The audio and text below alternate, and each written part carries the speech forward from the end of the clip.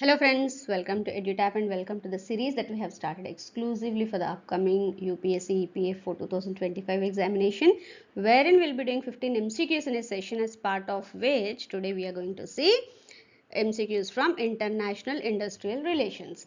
Now, when it comes to these industrial relations and labor laws, ये one of the most important topics है आपके UPSC EPFO exam के लिए, be it APFC और ए और EO post दोनों के लिए ये इंपॉर्टेंट रहने वाला है, क्योंकि out of 120 questions 15 plus questions इन्हीं टॉपिक से आते हैं. Okay, so with this you can understand the kind of high weightage it has. And उसके बाद अगर आप बेसिक्स भी बहुत सही तरीके से आप कर लोगे, थोड़ा अच्छे से प्रैक्टिस कर लोगे क्वेश्चंस एक्सेट्रा, 10 प्लस क्वेश्चंस तो बहुत आसानी से आप क्लियर कर पाओगे. So with this you can understand the kind of high scoring potential that it has got. So I suggest you or advise you to go through these sessions regularly so that ये आपके preparation के लिए use हो सकते हैं. And moreover ये जो भी हम लोग content cover कर रहे हैं, that all are in the form of MCQ, so आपका एक revision भी हो जाएगा and practice भी हो जाएगा questions का. And moreover we are expecting the notification of UPSC EPF for 2025 very soon, so this is going to add value to your preparation. So with this, let me start today's session. Here comes the first question. Which of the following is a characteristic of the industrial relations system in many Asian countries? Now when we look at the international industrial relation system, her country का अपना एक वो system होता है. कहीं पे बाईपार्टाइट होता है, मतलब बोथ एम्प्लॉय एम्प्लॉयर ही अपना जो भी डिस्प्यूट्स है वो सब रिजॉल्व कर लेते हैं. कई जगह पे ट्राईपार्टाइट होता है, जहाँ पे एम्प्लॉय एम्प्लॉयर के साथ गवर्नमेंट भी इन्वॉल्व होता है, सो दैट थोड़ा सा उसका एक नेगोशिएशन में वो हेल्प कर सके. एंड इस तरह से हर कंट्री का अपना एक वो है. तो यहाँ पे फॉर एग्जांपल जापान में है, वहाँ ट्राईपार्टाइट सिस्टम है. वही कॉन्वर्सली यूएसए में देखा जाता है, ऐसा कोई सिस्टम है ही नहीं वहाँ पे डिस्प्यूट के लिए, national level dispute resolution system etcetera. Okay, similarly अगर एशियन कंट्रीज का देखा जाए तो here we have a tripartite consultation system where the state assumes paternalistic role, मतलब एक बड़ा एक एज ए फादरली और ए पैटर्नल रोल लेके taking responsibility for workers welfare and often facilitating the tripartite consultations. तो जनरली एशियन कंट्रीज में इस तरह का ज़्यादा है ट्राईपार्टाइट कंसल्टेशंस का. So here C is the correct answer. Now comes the next question. Which of the following is true regarding the trade union systems in the European Union and communist regimes? एक बार options देख लेते हैं. The European trade union federation includes all major trade union confederations in EU and non EU countries, and these unions operate independently without any affiliation. ठीक है, they will actually they include, but again उनका एक affiliation होता है. So ये false statement है, even though it is about European Trade Union Confederation. In communist regimes like China and Vietnam, trade unions are controlled by the state and are affiliated with the ruling parties, acting as official representatives of the workers. And this is true. This is how it is happening. Okay, the trade unions in the US is primarily decentralized with no large federations coordinating union activities. Decentralize है, but इनका एक coordinating मतलब federations है, those will coordinate the union activities. So ये भी false है. Japan's trade union system consists of multiple national union centers with no collaboration between the unions and the government and their labor policies. ये भी false है, क्योंकि इनका एक 3-tier system है and majorly enterprise level का system है जहाँ पे unions form होते हैं. So here this is also false. So here only B is the correct answer. So B is the answer. Moving on to our next question. Which of the following characteristics is most associated with the Nordic corporatism model of industrial relations? Now when we look at the industrial relations system in the European Union, there are various types. One of those types is the Nordic corporatism, जहाँ पे high levels of trade union membership होता है, industry level negotiations होते हैं and centralised bargaining arrangements होते हैं. All these without the need for government intervention they do this. So here B is the correct answer, and this kind of model is followed in various Scandinavian countries like Denmark, Finland, Sweden, etc. So here B is the correct answer. Moving on to our next question, which of the following best describes the social partnership model of industrial relations? जैसे हमने देखा है European union के कई सारे industrial relations के models है. One of that is again social partnership. इसमें क्या है? It is basically this exists in such countries where employers associations and trade union confederation play a key role in ensuring the success of agreements. So यहाँ पे again इन दोनों का major role है. And ये अगर यूरोपियन यूनियन में देखा जाए तो Austria, Belgium, Germany, Luxembourg, Netherland, Slovenia, उन कंट्रीज में सोशल पार्टनरशिप का बहुत ज़्यादा यूज है. इन द ये मॉडल ऑफ इंडस्ट्रियल रिलेशंस बहुत ज़्यादा acceptable is. So here A is the correct answer. Just give me. Yes, A is the correct answer. So moving on to our next question. So here comes a question, which of the following statements accurately describes the liberal pluralism model of the industrial relations? Now here इस तरह के जो relation है जहाँ पे यहाँ पे union density जो है that tends to be lower and उसकी वजह से जो कलेक्टिव बार्गेनिंग है वो भी रेस्ट्रिक्टेड हो जाता है. एंड जो negotiations they are not centralized and there is no legal means of extending company level deals industry wide. So जो भी होता है कंपनी लेवल पे ही होता है.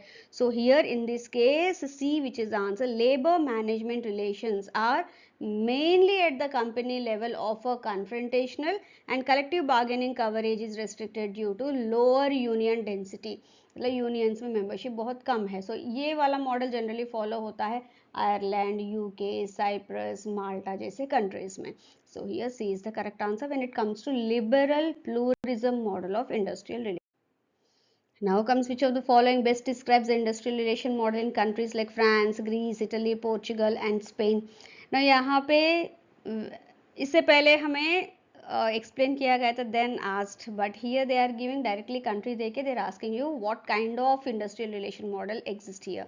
So here in these countries, governments play a significant role in exercising control, while unions and employers are accommodated to avoid any social confrontation directly, with collective bargaining coverage extended by law and employers association. So everything is under the purview of the legal and majorly the employers association and everything that will be looking into these जो भी collective bargaining जो होता है. So here B is the correct answer. इस तरह का जो industrial relation model है that runs in France, Greece, Italy, Portugal and Spain like countries. What is the concept of pattern bargaining in the context of labor unions in the USA? हमने already कई सारे earlier sessions में देखा था collective bargaining क्या है, किस तरह से that will give a power of negotiation to the union members, employees etcetera. Okay, किस तरह से वो इंडस्ट्रियल रिलेशंस में एक पीस लेके आता है because of that bargaining power and negotiations and all that. ना उसमें भी कई तरह के पैटर्न, कई तरह के लेवल्स है, कई तरह के प्रोसेसेस है. So one of that is pattern bargaining जो labour unions in the USA में बहुत ज़्यादा देखने को मिलता है. नाउ हियर इन दिस, इसमें क्या होता है, एक पर्टिकुलर कंपनी में जो भी कलेक्टिव एग्रीमेंट्स होते हैं based on various negotiations, those agreements can be extended to other firms in the same sector.